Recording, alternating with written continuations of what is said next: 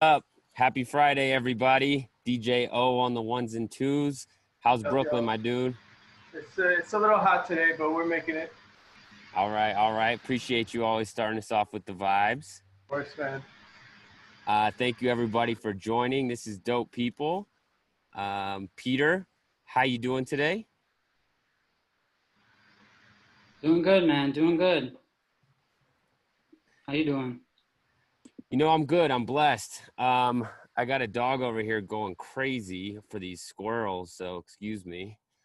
But, you know, there's bigger problems in the world, so I think myself is blessed. Lulu, what's up? How's Mexico? Mexico is good.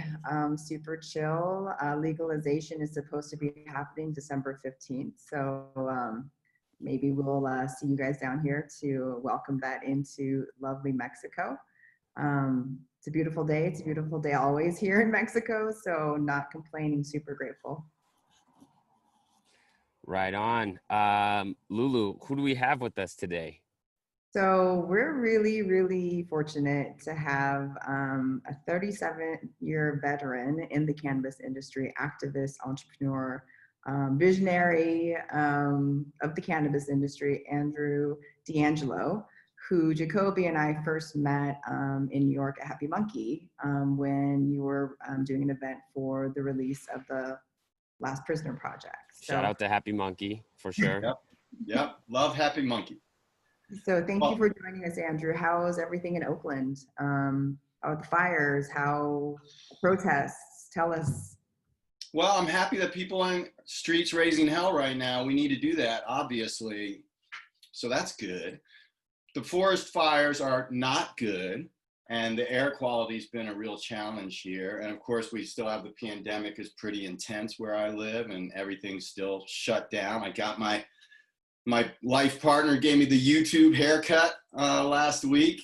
So, you know, as cannabis people, we adapt, we're resilient, we're in this thing with the whole world now. And I'm really proud of our tribe. We're whether you're in Mexico or Brooklyn or wherever you are, we're expressing gratitude for the blessings we have. And we keep our eye on the prize. So I'm really proud of our tribe. I think we're doing great right now. Love it. That's the way we want to start. Positive vibes. Thank you for joining us once again. To the attendees in our audience here on Zoom, please use the Q&A feature as we go through this to ask us any questions. For those of you on YouTube and Facebook, thanks for joining us. Peter, let's get started. What happened in the last couple days? Lots happened this week on the efforts of social justice and social equity.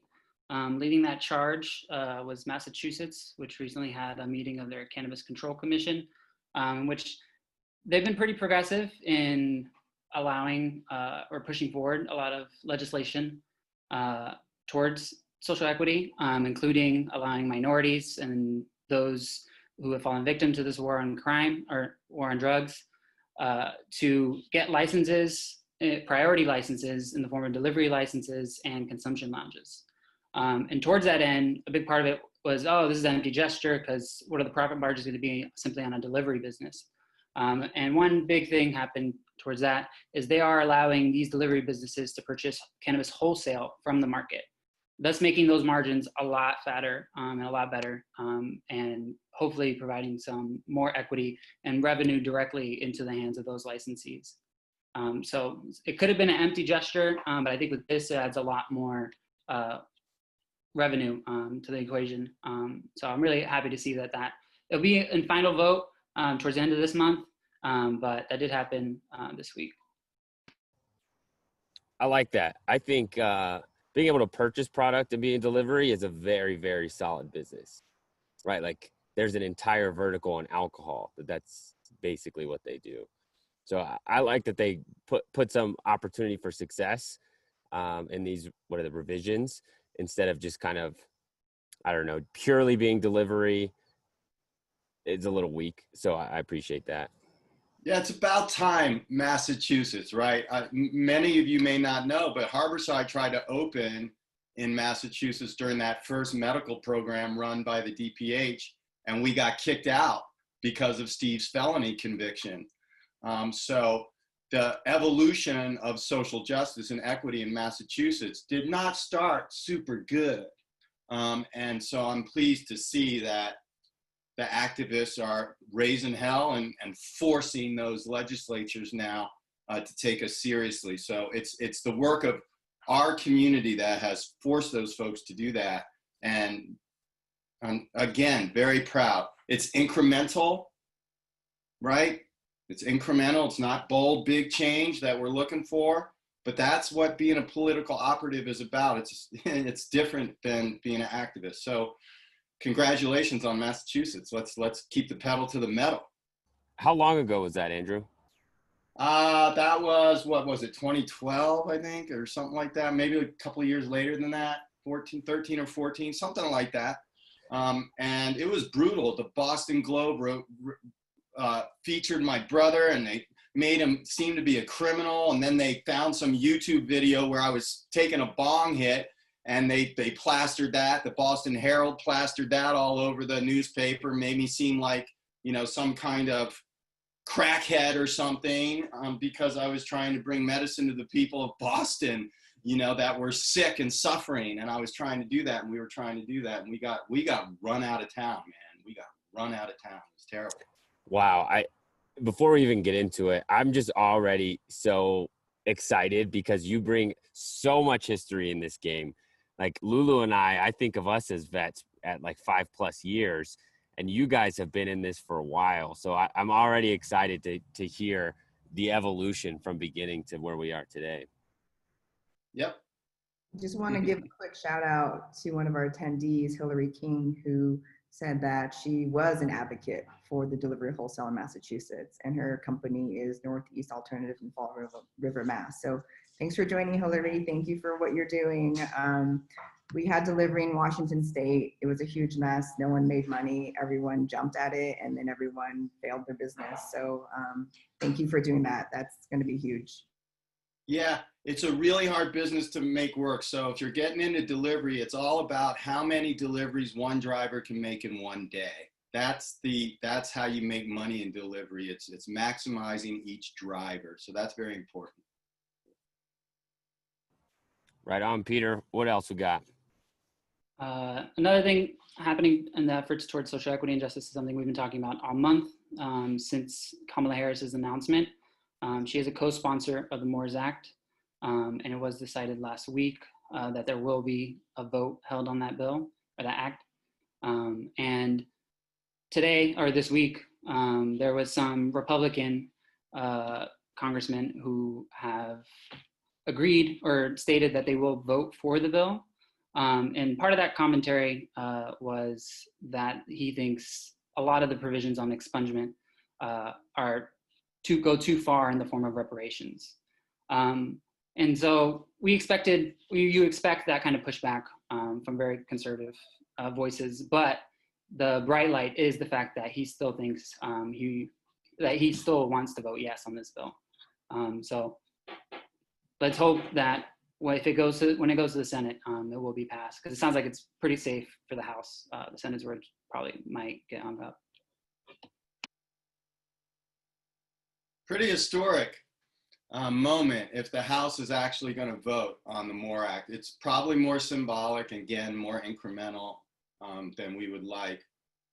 But when historic things happen, it's important that we acknowledge them, as you've done, Peter, and celebrate them a little bit too.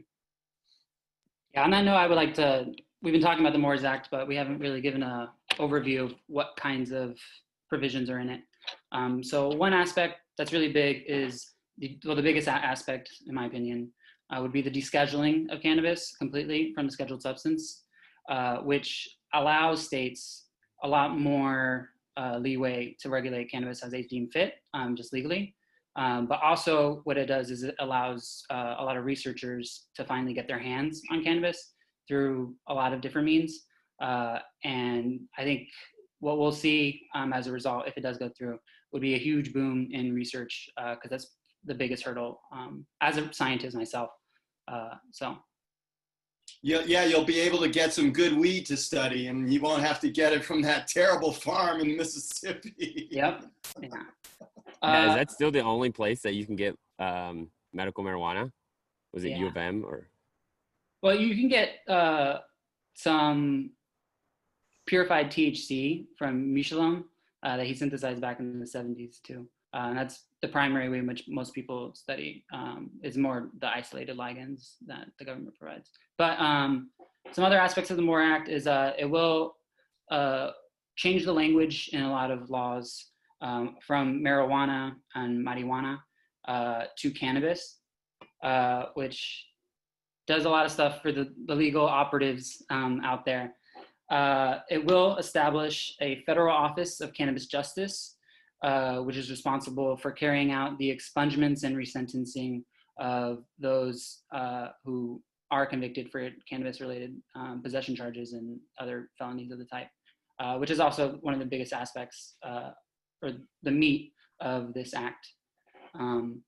Another aspect in terms of immigration is it'll prevent possession as a deportable offense. So a lot of good in that way as well. Yeah, it's interesting who they would put on. Would you call it a committee or commission? Cannabis Justice Department. Okay. Yeah, it'd be curious how they staff that and how motivated they are to actually get the work done. I've seen in at least states, they put people in and they're just dragging their feet, or they don't have enough resources to really do what they were tasked to do, and so are inevitably dragging their feet. So that's going to be really interesting to me if this goes through. Yeah, and particularly for Andrew here, the Last Prisoner Project, a huge part, we're going to get into it. The Last Prisoner Project is helping individuals fight those battles and do the legal paperwork and such for expungement through the different programs in a variety of states already existing. So if this goes through, it's a huge workload. Your caseload goes from a few thousand to potentially hundreds of thousands. So I don't know how you're thinking about your dynamics, but I'd love to get into it. Yeah, no, the MORE Act is exciting, and it's important for us as both activists and operatives to understand and deconstruct how the system works. Okay, so the reason they have formed this federal office of Cannabis Commission that lives within the Justice Department is because the people who wrote the MORE Act don't know how to do it. They don't know how to do social justice and social equity. So they form a commission. And then the commission has to figure it out. And then the commission is supposed to do a whole bunch of research and engage academia and engage us and engage the industry and come up with a framework that will work. The devil's in the details, as you mentioned, Peter. We need our people on that commission. We need representation on that commission. Not someone who looks like me either. We need Black and brown people on that commission, people from our industry, activists, people who have done the work to get this conversation in the MORE Act in the first place. So that's going to be the battle because these commissions, as you pointed out, at the state level, we've seen a lot of dragging of the feet. We've seen a lot of red tape created. We've seen a lot of rules and regulations around grant money for social equity, licensees, this money not getting released, this money getting held up because of this institutional racism that still exists, right? Just give them the money, you know, or they have rules. You can't buy weed with the money. Well, what good is grant money for a cannabis company if you can't buy weed with it? What good is it?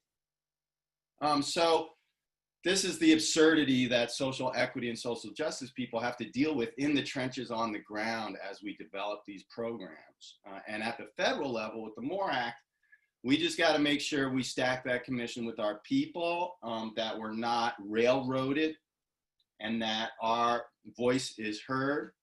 You know, the fact that the word cannabis is going to replace the word marijuana in that act, that's a huge piece of activism that we did. Me and Steve have been talking about using the word cannabis instead of the word marijuana for 30 years, since Jack Hare's book, The Emperor Wears No Clothes. And we started to really deconstruct how this whole marijuana thing happened and the whole stigma and the whole racism behind it. And now all that work for all that time is now embedded in the law, okay? We're gonna get rid of this terminology now, okay? And it's not like marijuana is a bad word. It was used in a really bad way. And I hope that we can re-own that word someday. I hope, because Mexican cannabis culture is really important to us, man. The Mexican people and the healers in Mexico that were working with this plant when the conquistadors brought it over, they're the heroes. They brought it to America. It came to America from these people. Same thing in Jamaica. The Jamaicans brought it to America. That's how the psychoactive plant, the medicine, got to us. So I don't want to throw away the word marijuana. I just want to make sure that we own the word and that it's ours. And it doesn't belong to a bunch of racists like Harry Anslinger or William Bennett or any of these people. They are in the dustbins of history. So we've done it, you know, we've done some really good work, and we have to just keep the pedal on the metal. The danger is we get complacent. We think, oh, we've done it. It's over. We legalized weed. No, that's actually just the beginning. So I'm excited about the MORE Act, but I'm also realistic about, you know, its chances to get through the Senate and the president signing it and all that. Sure. I think we could go into this, and we probably will this whole time, but I want to just take a step back and, for our audience, understand how you got into all of this, because you and your brother were legit pioneers when this was not glorified like it is now. So can you give us a quick history lesson in how you guys got into the cannabis industry early on and what that path has been? Sure, love to. Well, my brother Steve is 10 years older than me. And we had another brother that was in between me and Steve, and he passed away when we were kids. And then shortly after my brother passed away, my parents split up. And that trauma had a pretty big impact on us as people. So Steve was 13 or 14 years old when all those things happened. I was 3 years old. And Steve encountered cannabis because this was 1969, 1970, and Steve could have been drafted. He was 13 years old, and he was looking at getting drafted into Vietnam. And he was scared and angry about that. So he joined the anti-war movement when he was 13, and pretty quickly after that was exposed to cannabis and fell in love with the plant. The plant healed Steve's trauma. And he didn't know that the plant was healing him at that time. He just knew that he was feeling better. And he also knew that he wanted to work with this plant because it was making him feel better, and he thought it could make a lot of other people feel better. And all the anti-war activists he was hanging out with were also embracing cannabis. So I had to grow up. I couldn't obviously start smoking weed when I was 3 or 4 years old. But when I became a teenager, Steve handed me a joint one day when I was 15 years old. I was in a lot of pain. I was trying to be an athlete, and I couldn't be an athlete, and I was hurt. And my first dream of being a professional athlete was sort of killed. And he handed me a joint in my mother's kitchen, and a little voice inside me said, "Smoke, take a hit off that joint." And the same thing happened to me that happened to Steve. The healing of the plant overcame me. And it wasn't just physical healing. It was that creative, inspirational healing that we get from cannabis, where all of a sudden I realized, wow, there's more to life than sports. And there's more to life than I'm being taught in school. And that there's this whole other universe of possibilities that is being kept from me. This is 1980s, okay? So it's a very dark time for cannabis. And I knew that I wanted to work with the plant even then. And what I didn't know was just how difficult it would be, how many people would get busted, how we would get busted, and how long it would take. But I decided as a young teenager that I was going to commit to cannabis, that I was going to try to be like my big brother. He was already in the cannabis movement, and I wanted to be like him. You know, typical younger brothers always want to be like their older brothers, and I have a fabulous older brother to emulate, and now, you know, I'm sort of my own person, and we legalized weed in California, then we legalized weed in DC. This was all for medical purposes at first, and then we got a license, we opened Harborside, we sort of redefined cannabis retail and medical cannabis nonprofit sort of models, and community-based cannabis companies that weren't about making money, but were about creating community and healing within communities. And we learned so much from doing that at Harborside. And then, you know, we legalized weed for adults in California and didn't do a very good job of that. And so for the last few years, I've been trying to fix it. Haven't really fixed it yet. And our communities really suffered from the way cannabis has been legal in California for adults. And a lot of the folks that were making a living in the medical market, people like me that grew up with cannabis and loved cannabis and just were grinding it out, got disrupted and displaced. So we have to learn from that, and we have to make sure that that doesn't happen. And so that's where the social justice and the social equity conversation started to happen, right? Is we saw these disasters that were happening in California and Canada and other places, and that, oh my goodness, we legalized weed terribly wrong, and now you have to be a rich white guy to be in the industry, and that's terrible. And we have to fix it. So that's the work that's ahead of us now, and it's going to take maybe a generation, you know, to fix it. And these act a little bit at a time over many decades. And for us to deconstruct it, we're going to have to deconstruct it one piece at a time over decades until, you know, we have equality. And it's just going to take some time. But that's been my journey. And you know, when 5 years ago, 10 years ago, 15 years ago, I wasn't thinking about social justice and equity the way I'm thinking about it now. I figured, well, we legalize weed, it'll lift the tide, all boats. Black and brown people will be able to get in the industry, will be able to participate. The market will make it happen. And that was wrong. That was narrow thinking. And we need to empower folks with law and regulation, and we need to make sure that there's grant money and incubation models, and we need to make sure that the percentage of Black and brown ownership in cannabis is very high, 50, 60%. Right now it's 4%. 4%, man. Are you kidding me? 4%? So the work ahead of us is enormous, and now my post-Harborside life, I'm not with Harborside anymore. Harborside went public, and I sort of exited from Harborside. Steve is still chairman emeritus of Harborside, but now I'm focusing a lot of my time on Last Prisoner Project. As you mentioned, it's about 1.5 years we've been working on that, and it's blowing up. Last Prisoner Project's blowing up. We're raising real money for the first time. We're actually getting people out of prison for the first time. We have some real resources to hire some really dynamic and oftentimes new young leaders that are coming into our organization that are just fantastic people and incredible leaders. So I'm proud of what LPP is doing, and I'm trying to also, you know, work on social equity and help people of color get their businesses up and running and successful. The way we measure success in social justice is with ownership and equity in not just the cannabis industry, all of society. Black and brown people need to have more home ownership. They need to have fatter retirement accounts. They need to have university accounts for their kids to go to college. This is what people like me have. You know, I started saving, my dad started helping me save for my retirement when I was 22 years old. Okay, I'm 53 now.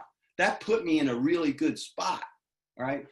That was institutional privilege that I had, that my dad had, that my dad understood, that my dad understood how to work these systems, okay?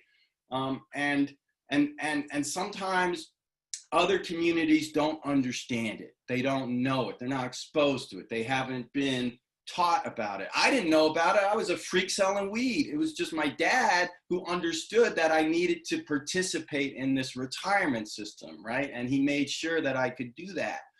And so retirement wealth is really important. People of color don't have a lot of it, okay? That's how we measure success, is with actual wealth and ownership. It's not just giving somebody a license. That's day one, okay? It's making sure people actually have ownership and equity. And cannabis is I hope, will be the industry that models it for all the other industries. It's kind of hard for our industry to be the one that's responsible for doing this for the whole society, you know?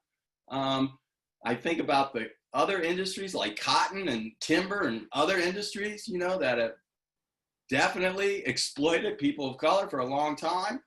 Shouldn't they also have to be mandated to do some of this? And I think our industry will model that. I hope we'll model that for other industries, because if we're really serious about it, that's how we measure it. That's how we measure its wealth. It's wealth. Absolutely. I appreciate hearing your journey, and almost everything you said, I couldn't agree with more, right? We have to own stuff. We have to build that wealth. It has to transcend generations here. And I appreciate your passion. Can you tell us exactly what Last Prisoner Project is, who started it, and what they do, or what you guys do? Sure. Last Prisoner Project, Steve and I have had to bail a lot of people out of jail and raise money for their legal defense for decades. When you're in the underground cannabis trade at the level we were, you have to make sure that the people you're doing business with understand that if they should get busted, that we will stand by them. We will bail them out. We will mount a legal defense. They do not need to roll on their brothers and sisters. They do not need to cooperate with authorities. They do not need to snitch. Now, sometimes we were not successful, and the pressure that was put on our people by law enforcement made them snitch, made them roll. And so this idea of helping people get busted for weed has been with us for a long, long time. Then when we opened Harborside, my brother had an idea that we wanted to create programs for people that were poor to be able to access medicine. And one of the programs we created, my brother created, was you could write a letter to a prisoner. You would spend 1 hour in a special room at Harborside or a special table, and you would write a letter to a prisoner. And we'd have sample letters so people could, you know, get started. And we'd have lots of prisoners' addresses and that they could write to. And we'd pay for the postage. And then we would give people a voucher for a gram of free weed. So you write a letter to a prisoner, you get a free gram of weed. And what happened was, you wouldn't just write one letter. You would become a pen pal of this prisoner, and you began a relationship. And over 13 years of doing this, people would get out of prison and they'd come to Harborside and they'd say, thank you. Your letters were a lifeline to us. So then when Harborside went public and I had more time on my hands and Steve had a little more time on his hands, the vision for Last Prisoner Project struck my brother. You know, my brother is just a visionary. He's an amazing idea machine. And he got the vision for Last Prisoner Project while he was in a conference room with a bunch of investors and high net worth people that look more like me. And, you know, he got a phone call from a friend of ours who was in prison for transporting 15 pounds of weed from California to Pennsylvania. And these guys in this conference room were talking about cultivating millions of pounds of cannabis. Okay, and our friend Chuck is in prison for years in Pennsylvania for 14 pounds of cannabis. Chuck, well, who is Chuck? Chuck is a musician. Chuck is not a person of color. He's a hippie, musician, and he fixes people's cars in his community. He lives in a little town in Pennsylvania. near Penn State University, and he fixes people's cars, and he does it for free because he sells a little weed on the side and he's able to play music, and he's just a lovely angel of a human being, and he's locked up. And he can't take care of his elderly mother, and he can't fix people's cars, and he can't be there for his community. And it just struck us as really wrong. And that's when Steve, the whole idea of Last Prisoner Project hit him all at once, called me up, went over to his house, smoked a few joints, and by the end of that session, we had a plan to launch Last Prisoner Project. We had 1 or 2 people in mind to help us that we had already expressed in different ways their desire to help. And then, we started building the team, and the first person we got was Mary Bailey, and now Sarah Gersten, our ED. And these 2 women are dynamos. They've built the organization. We've got programs for cannabis companies to help us raise money that doesn't cost them anything. All they have to do is keep selling weed, and we get a little bit of the money. And it doesn't matter where you are on the supply chain, you can participate in those programs. And they work. The programs have worked, and we've raised money, and now we're starting our 501c4. We've got this incredible woman named Natalie Papillon who runs that, and she's about to publish this policy paper that I think is going to be a game changer that really deconstructs the racist war on weed over the last 100 years. So Last Prisoner Project's blowing up a little bit right now, but there's 40,000 people we know of. There's probably hundreds of thousands of people all over the world locked up for weed. I just talked to people in Mexico. We're going to try to get some folks out of jail there, maybe as our next sort of international effort. And it's just going to take forever, It's just going to take a long, long time. The way the criminal justice system works, that's why we have to pass these expungement laws. And you have to, because it's so hard to get somebody out of prison once they've been convicted. It's very, very difficult. And that's why we need these retroactive laws too. If we had retroactive, it would be so helpful. All you'd have to do is go to a judge and say, here's my retroactive petition. Boom, you're out. And that's a lot better than going to a parole board and getting another petition signed and getting all these testimonials and this person's not going to go kill somebody and all this stuff that you have to do, all these layers of red tape and bureaucracy you have to go through to get clemency. And money. Yeah, and money, right? Huge amount of money. Huge. It costs hundreds of thousands of dollars. Folks, no one has that. No one. I mean, when my brother got busted, both my parents had to put up their house to get him out of prison on bail. Both houses. If we didn't have those houses, he might still be in jail. Wow. So I'm proud of LPP, and we're just getting started. And we're not the only group. There's Cage-Free Cannabis. There's all kinds of groups doing this. They're all important groups. We need to donate to all of them. We need to support each other. They're all doing important things. Some people just focus on expungement. Some people focus on getting people money who are in prison so they can be a little more comfortable. Some people work on appeals and helping people win their appeals. Some people work on, getting people out because of COVID. We're all have a little bit different focus, but we're all also coordinating. We're trying to learn how to coordinate with each other better. I think we are. And, we're getting people out of prison. We are not to the extent we want, but we are. I love that you guys are giving the industry leaders and companies a way to put their money where their mouth is, because there's a lot of rhetoric about what's important, but then when you see what a company spends money on or doesn't spend money on, you see the real values. So talk to me a little bit about the receptiveness of these companies and how getting buy-in from, I don't know, I know you guys have like staffing agencies in cannabis to dispensaries and really large companies to little companies. Yeah. What's that buy-in like? How are people committing here? Well, I'll tell you. You tell the stories, and you make the pitch. And until George Floyd happened, it was hard. We got a lot of no's.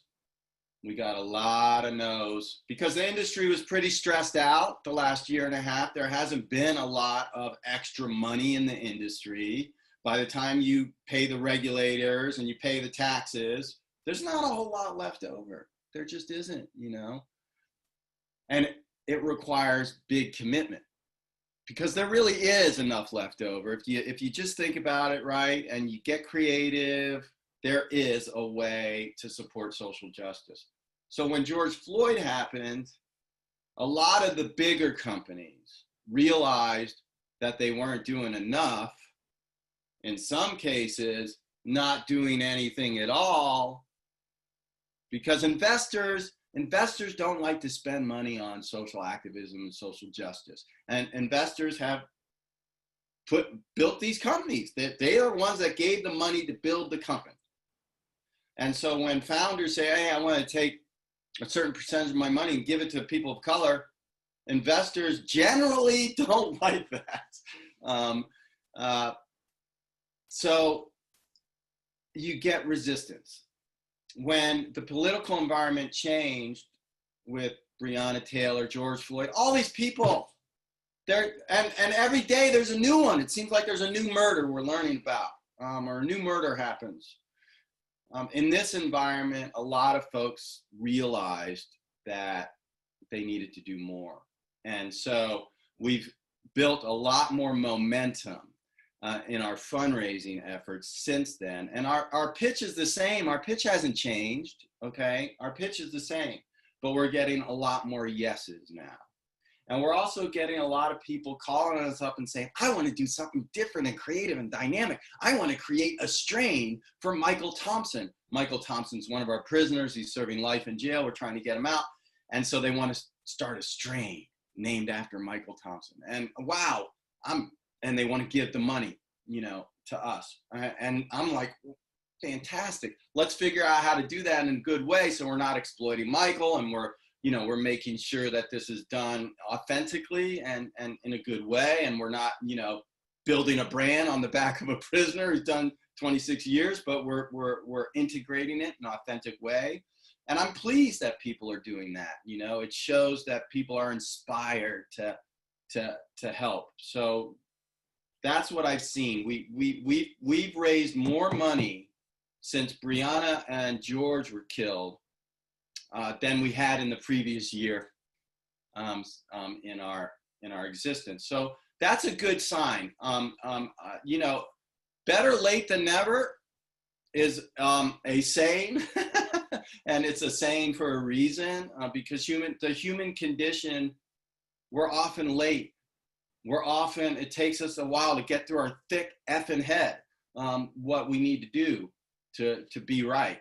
So the pitch is going a lot better these days. And if there's any companies out there, big or small, you can participate and you can be part of this, and you can be linked to LPP or some of these other groups, and you can help. And I think that, if all the big companies joined our program, we would have a budget of $50 or $100 million a year.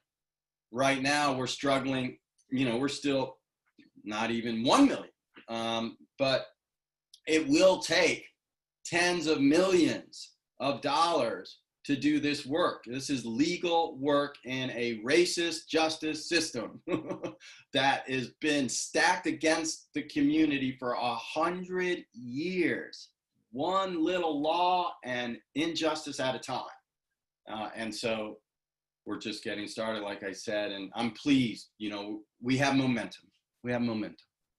Great. I like to think that this is just the top of the mountain, and just getting those first couple snowflakes to pile up, and the avalanche is coming. And I'm really happy to hear that a lot of companies have kind of woken up. Rest in peace to George Floyd and Breonna Taylor, and most recently we got the video of Daniel Prude, right? And it's tough, and I don't I know that their lives are not in vain, because I do see that action is happening because of this. It's a shame that it had to come down to that.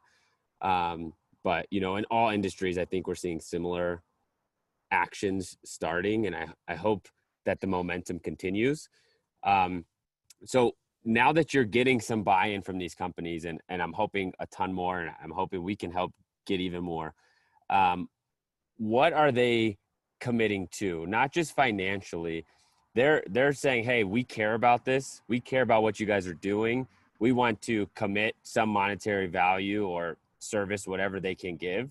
And then what are you guys doing with those funds? Like, talk to me about how does it actually work? Yeah, great question. So the way most nonprofits are checked and balanced by the community is how much of their money is going to the actual cause that they say that they're doing, right? And so, like, if you look at the Red Cross, the American Red Cross, it's a nonprofit organization, but they spend a huge amount of money on staff. I don't know, 40 or 50%, just a huge amount of money on staff. Now, they're a gigantic, hundreds of millions of dollars organization, and you need a big staff to manage that. So our percentage is about 12%. So we spend about 12% of the money we bring in on staff. We're a brand new organization, so we only have one annual report, but we're about to issue our annual report at the end of this month, I think, and the community will be able to see transparently what we spend money on. We do spend, what I like most about the way we spend money is when it goes into the hands and pockets of our constituents. So when COVID hit, we had to get people hand sanitizer and masks, and the prisons don't provide that. Believe it or not, the prisons don't provide that in many cases. So we took some of our money and we bought it, or they made the prisoners buy it through the commissary. And so we made sure that they could access that, right? Then there are people who've gotten out of prison, like Evelyn LaChapelle. She's one of our constituents. We're paying for her daughter to go to school, so her daughter can go to a better school. Her daughter didn't have her mom for 7 years. From age 4 to age 11, she didn't have her mom. So the child's gone through a lot of trauma, and she needs to catch up. She needs to catch up academically. So we're helping with that. We've helped her place her in a cannabis company in a job that doesn't violate her probation. So it's tricky, right? So that's what I really love, to take money and just give it to them, right? Sometimes we have to take money and we have to develop programs with it. So we're developing a re-education program. So when people get out of prison, when you're in prison, you don't learn things generally. The programs to educate people and give them new skills, so when they leave prison, they can get a job. Those programs suck, if they exist at all. They're not funded. They're not taken seriously. So people get out of prison. They haven't worked for God only knows how long. They haven't gained any new skills. They haven't been able to exercise the skills that they had before they got locked up. They've lost all their connections, their networks, their people. Their family may have disowned them. So what are you going to do? How are you going to succeed when you get out of prison? You're probably going to go commit crimes, because that's the only thing available to you to make a living. So we're funding a training program to train people to be bud tenders and trimmers, or owners even of companies. You know, we want our prisoners to actually own companies, not just work for them. But we're going to do both, because some folks really need to learn skills and they need to do something a little bit more entry level. And then some people have skills and know how to own and operate companies, and they can do that. So we have to spend some money on that. We have to spend some money on our Partners for Freedom program, our Roll It Up for Freedom program. These are programs that dispensaries and manufacturers participate in. They get a little logo of LPP. We get a percentage of the sale. And we cross promote with each other and have events where we celebrate our funders and contributors. So that's that's how our money breaks down. You know, I always want, I want that 12% to be 8% one day or 4%. Our goal is always to spend the least amount of money on staff and the most amount of money on our constituents. We don't have an office, for instance. LPP doesn't have an office. We all work from our home offices. That's an expense we don't need right now. Someday I hope we need it because that means we're doing more work. But right now that's an expense that we don't have to take on. So we're very mindful of that. And I want the community to scrutinize us. Check out our 990 filings, check out our annual reports, and keep us honest. It's very important. Love it. Love the transparency and the vision. I have a question here from our audience. Do you guys only battle cannabis charges? Last Prisoner Project is only focused on cannabis charges for right now. We're trying to be very focused on that. There are other groups like Families Against Mandatory Minimums, and lots of other, DPA does a lot of work on other drug charges, but we're focused on cannabis. Yeah. Got it. Hey, I think staying focused is the key here. If we were trying to boil the ocean of social justice, nobody would be sleeping for all the things we have to do. Well, and you know, we're just cannabis centric people. I'm starting to talk about psychedelics and visionary plants a little bit more these days, but don't get Lulu started. There's other leaders that have been working on that, and I, you know, again, I didn't think it was going to take this long to legalize weed and create justice and equity. You know, it's taken much longer than I thought. So staying focused on it has been one thing I've tried to do to just, you know, make sure I'm not chasing a bunch of shiny objects. Sure. So talk to me about how you guys are able to prioritize who you help, right? I think you said a number like 40,000, right? Yeah. And I can only imagine you only have the resources to work with a handful, right? Yeah. How do you choose your constituents and who you can help? And yeah. Great question. It's a question we ask ourselves all the time and we grapple with all the time. We chose to concentrate on low-hanging fruit and the highest hanging fruit. And that's, so the lowest hanging fruit there are certain places that have made expungement easier. Nevada recently expunged 15,000 records all at once. So we worked on that. We weren't the only group that worked on that. Lots of groups worked on that. But that's low-hanging fruit, right? There's 15,000, we get them all at once. There's some other states that have similar provisions. Then there's states like California that don't have good provisions for expungement, and we're working with Gavin Newsom and all the political operatives in California to try to change that. I can't tell you that work's going very well here in California, but we're doing it, right? So that's the low-hanging fruit. Can we get people, how many, you know, expungement and records? And then the high-hanging fruit are people like Michael Thompson. Michael Thompson has served 24 or 5 years already. He's locked up for life. He's a multiple offender for cannabis. 3 strikes law got him in Michigan.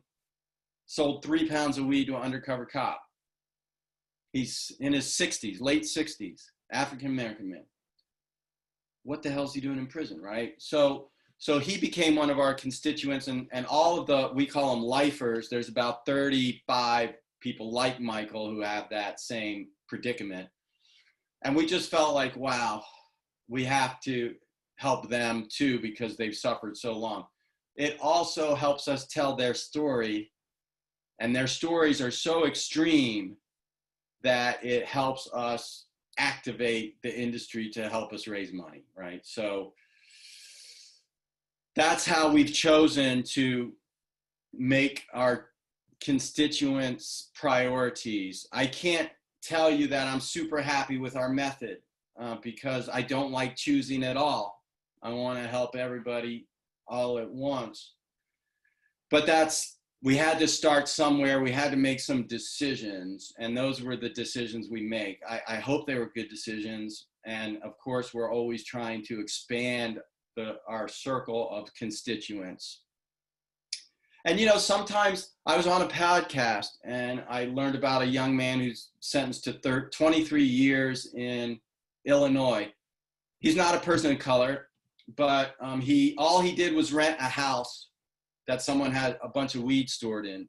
And, you know, they got busted and some bad things happened. There was a shootout, but he was not part of the business. He was actually in another state when it happened. And he got convicted of a conspiracy. He's doing 23 years, you know, and he's not an LPP constituent, but I write letters to him and I'm trying to help him, and he's working on his appeal. And, you know, I might be an expert witness on the appeal to see if I can get the conspiracy charge dropped, you know, because that's what's keeping him in. He's already served 6 years, you know. It was only, I don't know, 40 pounds of weed or something. So there's some cases like that. They're not LPP constituents, but we learned about them somehow, and I'm working on it personally. So if there's anybody out there who's got loved ones locked up, you can reach me at andrew@andrewdeangelo.com. You can reach out to lastprisonerproject.org, and we can see if we can help. Great, man. I mean, the decisions you guys have to make, I couldn't imagine. I equate it to the predicament that doctors were forced in, you know, in hospitals where they have to prioritize off a scale that is almost arbitrary. So I don't envy those decisions, and I appreciate you guys for doing the work. Last question for you, last couple minutes here. You know, we have an audience of mostly New York people, but, you know, because of the COVID situation, we're digital and reaching more people. What can we do to help support you guys? Some people might have money, but I know a lot of people won't be in a position to actually give money. What are other ways that people can support or get involved? Well, we have lastprisonerproject.org/get involved, I think, is the URL, or it might be get active. But we have a special landing page for folks who want to help. And yes, you do not have to have money. I encourage people to write letters to prisoners if you don't have money and you do have time. And even if you just send $5 to a commissary account that a prisoner has, that you're writing to and corresponding with, that $5 means a lot to that person who's locked up. So, and you can do that on our website. You can begin corresponding with prisoners. So that is another way. And it's a really rewarding thing to do because you have a personal connection with somebody. You learn all about their story. You get to share your story with somebody who has time to really learn about you and absorb you and grok you fully. And a lot of times these relationships become friendships that last many years and even lifetimes. So, and you know, people who are locked up, they're incredible people. They all have incredible stories. You know, there are a lot of really good human beings locked up for weed. And when you learn about their stories and you start to get in a personal connection with them, you'll find that they inspire all kinds of different parts of your life. You know, if you're a storyteller or you're a creative and you're a painter, or I know you have a lot of creative people that watch this, that prisoner might inspire your next work. You know, that letter to a prisoner might inspire your next sculpture. And that's the sort of thing that people who maybe can't contribute money can do. And you know, I have a group that's making a calendar. They're making a calendar out of cannabis artwork, and they're going to give some of the proceeds to LPP. And you know, they needed a few $100s to print the calendar, and we just figured it out, right? We figured it out how to do it, and now we're going to have these calendars that are going to be out next year. So there's if you're creative and you have the will, if you have the will to work on this, there's always a way. Love it. Andrew, appreciate it. We are headed to the end of our time with you. I know you have a bunch of other cool creative things coming up too. And we just went so far in the Last Prisoner project, but I'm not sorry about it at all. That was a great discussion. I just want to seriously thank you for not only sharing, but like doing the work that you're doing. It's essential for this industry, and we need leaders like you and your brother to really just like drive this forward. So with that, I really thank you. I'd love to have you on again so we could just talk about the creativity and the consulting work that you do. Yeah. And then I just want to make a quick comment to our attendees. Next week, we're featuring a mutual friend of ours, Andrew, my man Vlad from Happy Monkey. So tune in. We're talking everything New York cannabis culture. And if you know anything about the New York weed scene, he's the man to talk to. I also want to ask all of you to tell us how we did. We have a survey in the link in the chat here. Let us know what you thought of the episode. And with that, Andrew, once again, man, really appreciate it. Everybody wear your mask when you're in public. Arrest the people that killed Breonna Taylor, and be good. Thank you. It's great to share with you today. I really enjoyed it.